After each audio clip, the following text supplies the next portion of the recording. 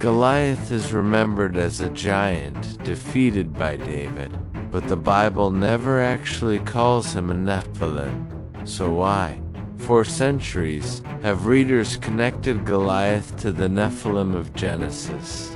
Was he truly part of that forbidden lineage, or something else entirely? Tonight, we examine what the Bible actually says, and what it deliberately leaves unsaid.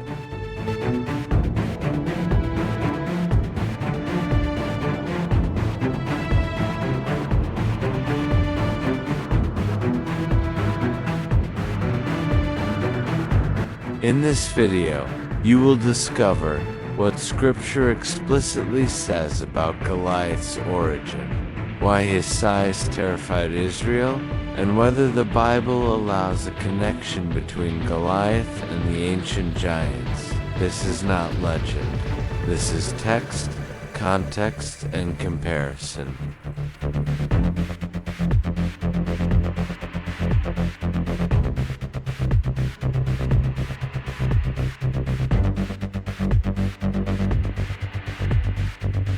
Goliath appears in 1 Samuel chapter 17. He is described as a Philistine champion from Gath, a city with a disturbing history. But nowhere does the text say Goliath was a Nephilim, and yet earlier passages describe giants living in the land. Anakim, Rephaim, survivors of earlier judgments. The problem is simple.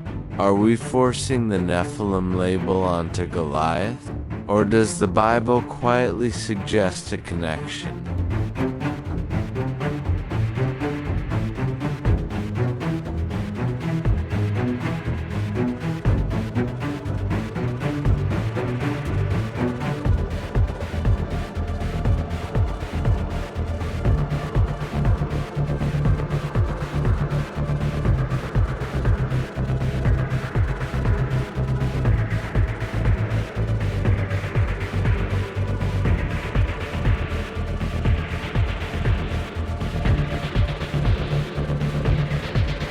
Before answering, we need a pattern.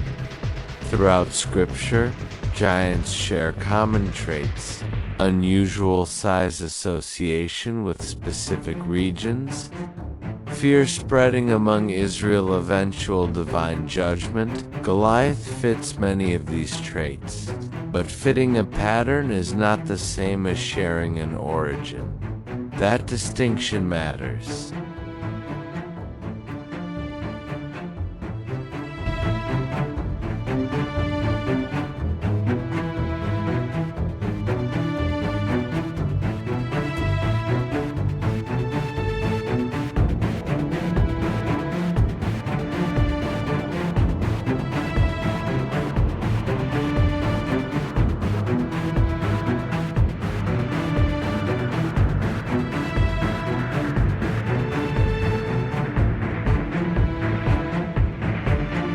Goliath's height is described as 6 cubits and a span, roughly 9 to 10 feet. He wears heavy bronze armor, carries a massive spear, moves with confidence, not clumsiness. This is not mythic language. It is measured, military description.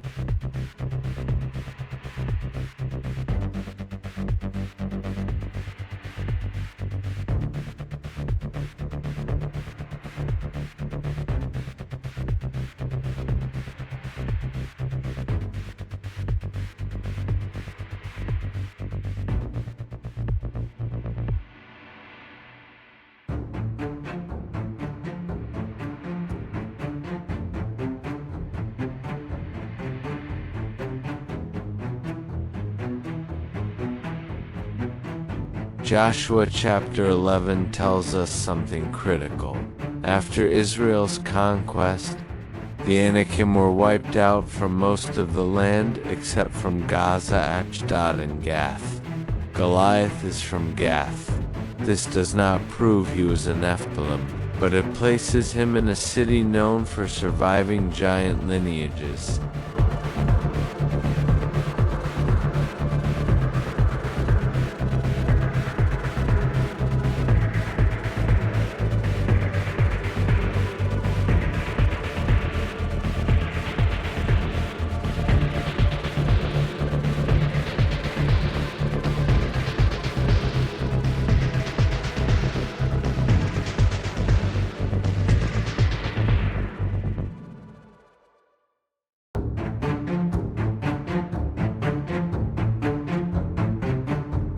Later passages describe Goliath's brothers, also giants.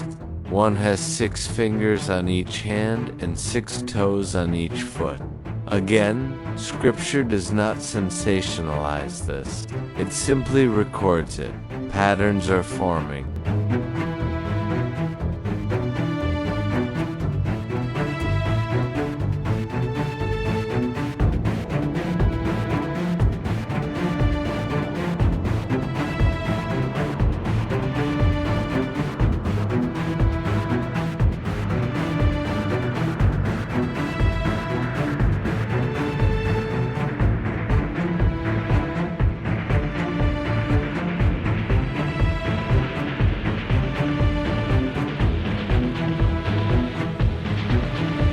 Biblical scholars generally consider 3 possibilities.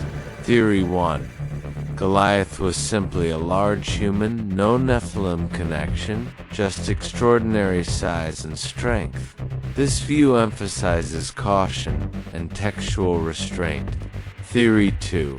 Goliath descended from post-flood giant lineages, not Nephilim themselves, but remnants of corrupted bloodlines, Anakim or Rephaim descendants.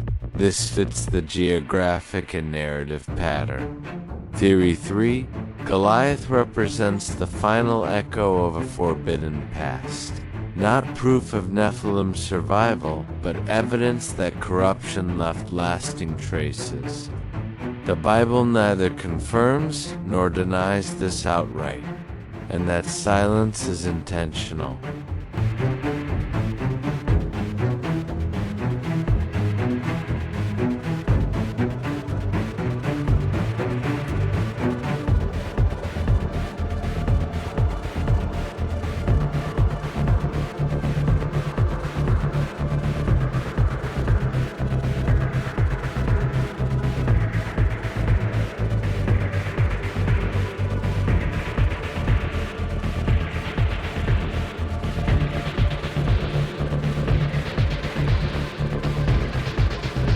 David does not defeat Goliath with strength.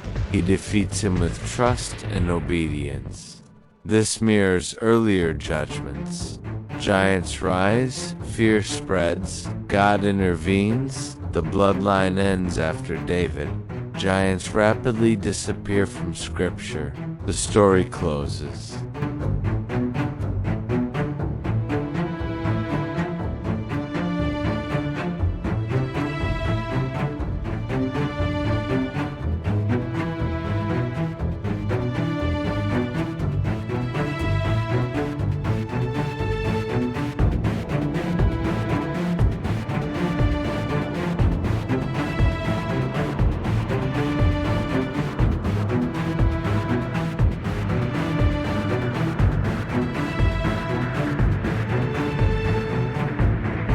So, was Goliath really a Nephilim?